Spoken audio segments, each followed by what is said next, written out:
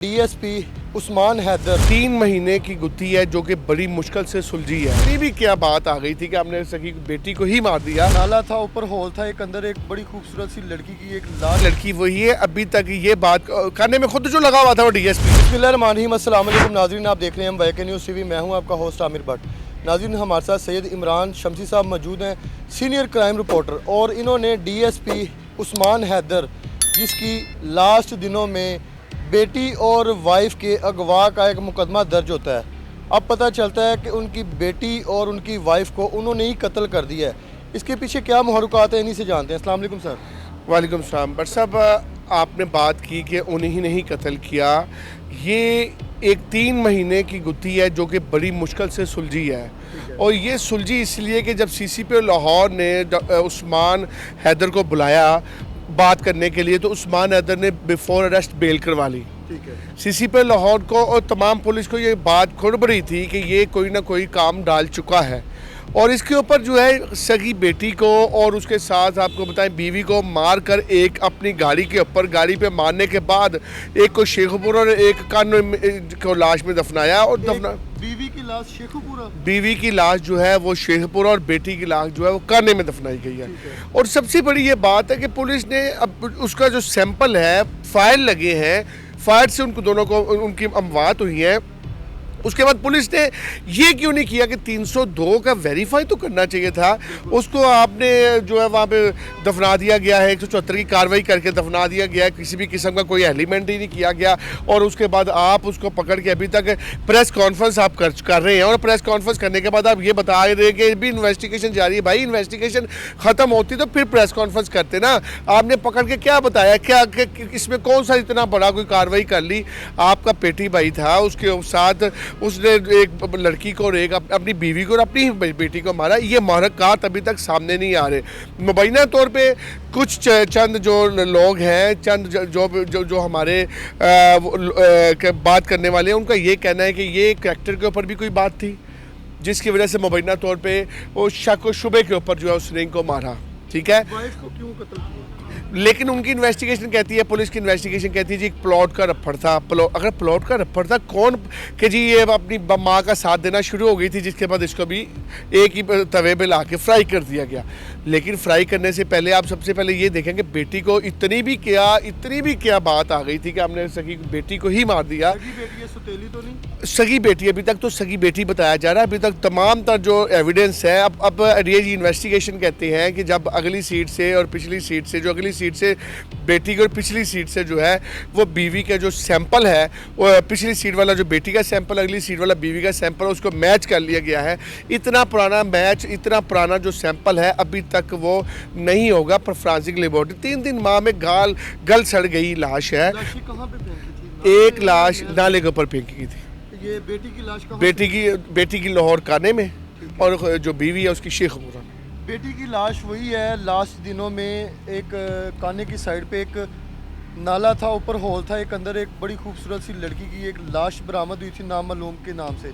ये वही है, वही लड़की है। और आपको ये भी बताया जाए लड़की वही है। अभी तक ये बात करने में खुद जो लगा हुआ था वो डीएसपी, उसने कर करा के इसको किसी तरीके से बड़ी ही चालाकी के साथ तमाम जो फोल्डर्स हैं उसको बंद करने की कोशिश की, लेकिन फोल्डर्स बंद मतलब कभी छुपता नहीं है। और उसके बाद आपको बताएंगे SHO शदरा है असद अब्बास, और उसके साथ साथ उनकी टीम है, इन्वेस्टिगेशन विंग की टीम है, जिन्होंने मिलकर ये गुत्थी को जो सुलझाया है। इमरान पाशा इन्वेस्टिगेशन बनावा बड़ा सीनियर अफसर है, और उसके साथ साथ इन्होंने मिलकर इस गुत्थी को सुलझाया है। लेकिन अभी तक ये आपको ये भी बता दूँ मैं भट्ट साहब, आपके चैनल के तवसल से मैं बता दूं, 6 माह बाद इसने बाहर आ जाना, 6 माह बाद इससे जमानत हो जानी है। सर, डबल मर्डर भी हो, कोई एविडेंस ही नहीं कोई मैनेज कर रहे। अभी तक तो 174 के ऊपर लाशें बंद की है, 302 लगाते कोई पता तो चलता है। गोलियां लगी है, फायर लगा सर के ऊपर। और फायर जो लगा है वो सरकारी वेपन है या इनका कोई प्राइवेट था? सरकारी गाड़ी, सरकारी वेपन, सरकारी चीज़, हर चीज़ इस्तेमाल की गई है इसमें। और आप ये सर, आप ये देखें ना कि वो अपनी गाड़ी के अंदर, प्राइवेट जीप के अंदर जो है पुलिस की गाड़ी डाला, डबल कैबिन डाले के अंदर सारी कार्रवाइयाँ डाल रहा है। ठीक है सर, और ये सबसे पहले तो इसका दिमागी टेस्ट करवाना चाहिए कि ये दिमागी तौर पे क्या ज़हन है इसका, कोई सही भी है कि नहीं है। सबसे पहले हमें जो है ना, ये आपको ये व्हाट्सएप मैं आपके चैनल से तवस्सुल से बता रहा हूँ कि हमें बहुत से लोगों के टेस्ट करवाने ज़रूरी है दिमागी तौर पे, इस वाले को या हर बंदे के? जो इस फील्ड में है।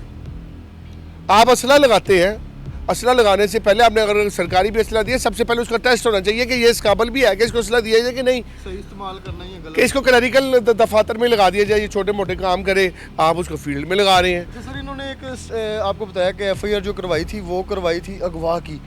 लोग जो है वो कह रहे थे कि यार डीएसपी की बेटी और सर वाइफ अगवा हो चुकी है। इन्होंने करवाई है भट्ट साहब, अगवा करवाने के बाद इन्होंने कहा जी वो चले गई है, अगवा हो गई है। अगवा के बाद लाशें भी बड़ी बेहतरीन तरीके से ठिकाने भी लगा दी गई।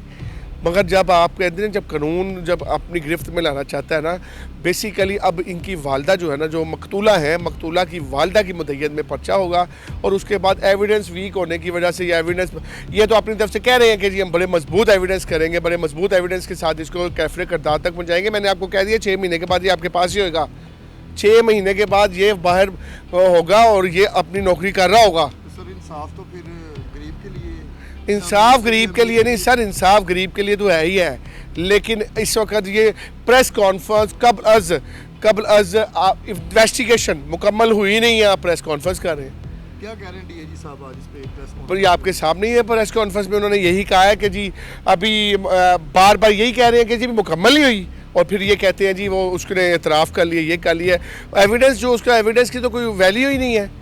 अच्छा सर, लोगों का एक सवाल है ये भी कि वाइफ का तो इसके साथ कोई लड़ाई झगड़ा था, उसको तो कत्ल किया ही किया है, बेटी को क्यों किया है? बेटी के क्या कोई ऐसे मामलात या कुछ ऐसा था कि साहब मैं आपके चैनल दरअसल से ये कह रहा हूँ कि मुबैना तौर पे इतरात ये है कि कोई किरदार के ऊपर बात थी, किरदार कशी हो रही थी, जिसके ऊपर जो है उसने ये कदम उठाया, मुबैना तौर पे कह रहा हूँ। बाकी जो है अभी इन्वेस्टिगेशन चल रही है। कोई भी बाप अपने जिगर के टुकड़े को नहीं इतने जालमाना तरीके से नहीं मारता, चाहे वो जितना मर्जी साइको हो। अपनी बेटी को कोई नहीं मारता, बीवी की औकात पे चलो कर दिए, मगर बेटी को कोई नहीं मारता, जितना मर्जी साइको पेशेंट हो। लेकिन कोई अभी इन्वेस्टिगेशन मुकम्मल होनी है, उसके बाद तमाम तर चीज़ें सामने आएंगी। फिर कह रहा हूँ 6 महीने के बाद उस्मान अदर आपके साथ हो। जी बिल्कुल नाज़रीन, ये सूरत हाल है और डीएजी साहब की ये कॉन्फ्रेंस भी सुन लें। अभी हम तफ्तीश इसकी हमने करनी है, हमने अभी उसकी बेल भी कैंसिल करानी है, हमने उसको रिमांड पे लेना है, हमने वेपन भी रिकवर करना है, हमने और मज़ीद भी तफ्तीश करनी है कि क्या उसके साथ कोई और भी लोग शामिल थे इसकी प्लानिंग में और लेटर ऑन डिस्पोजल के अंदर। वो तमाम चीज़ें अभी तफ्तीश होनी है और वो जैसे तफ्तीश का रुख जिस तरह भी जाएगा वो हम आप से शेयर करेंगे।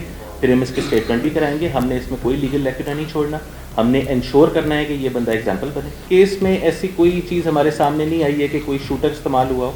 इस केस में जो एविडेंस हमारे सामने साइंटिफिक एविडेंस, फोरेंसिक एविडेंस थी, उसकी बेसिस पे जब हमने उसको कन्फ्रंट किया है तो वो उसकी जो स्टेटमेंट है वो भी कंसिस्टेंट है। हमने जियो फेंसिंग भी इसकी कराई थी और प्रॉपर उसका जियो फेंसिंग का रिकॉर्ड हमने उसको सर्टेन किया, एनालिसिस किया।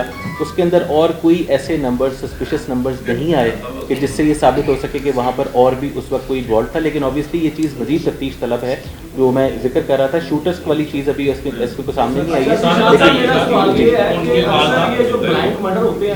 इनकी लाशें नदी नालियों से मिलती हैं, तो क्या पंजाब पुलिस जो है सेफ सिटी के साथ मिलकर कोई ऐसा अमल नहीं कर सकते कि नालों के इर्द गिर्द जो सेफ सिटी का निज़ाम है इसको वसी कर दिया जाए, ताकि जो ये मर्डर करते हैं वो समझते हैं बाद शादी हम इस लाश को नदी नाले में फेंक देंगे और बच जाएंगे।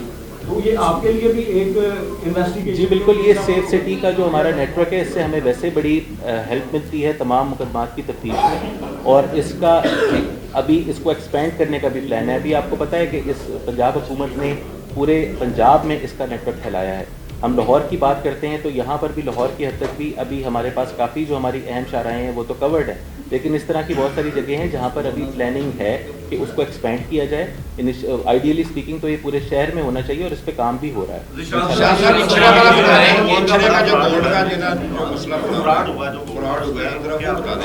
जी उस पर अभी मेरा ख्याल है FIR दर्ज हो गई है, उसके ऊपर शायद FIR दर्ज हो गई है जी, तो उस पर मजीद तफ्तीश करेंगे इंशाल्लाह, क्योंकि वो ऑब्वियसली एक बड़ा मैटर है, ब्रॉड का मैटर है, तो वो तफ्तीश के बाद फिर जो उसके हक़ाइक़ सामने आएंगे। इसमें कोई नशे का एलिमेंट तो नहीं है अभी तक क्लियर कर? जी सॉरी, कोई नशे का एलिमेंट तो नहीं, कोई आइस या कोई शराब इस तरह? जी देखें, अभी वही बात आपसे कर रहा था, मैंने पहले भी आपको अर्ज़ की कि ये सारी वो बातें हैं जो अभी हमने तफ्तीश में निकालनी है उससे। जो अभी तक की हमारी तफ्तीश है उसके मुताबिक वो यही वजह थी कि पहले बेटी जो है उस तरह से माँ का साथ नहीं देती थी। अब जब अभी कुछ अरसे से, और स्पेशली जिस दिन वो वक़ूआ हुआ है बकौल मुलजिम के, अगेन मैं आपको ये बात कर रहा हूँ कि बकौल मुलजिम के उसने वो माँ का साथ देना शुरू हो गई जिस पर उसने मारा। लेकिन ये बातें मज़ीद अभी तफ्तीश करेंगे और उस तफ्तीश से डिग आउट करेंगे कि एग्जैक्टली रीजंस क्या हैं।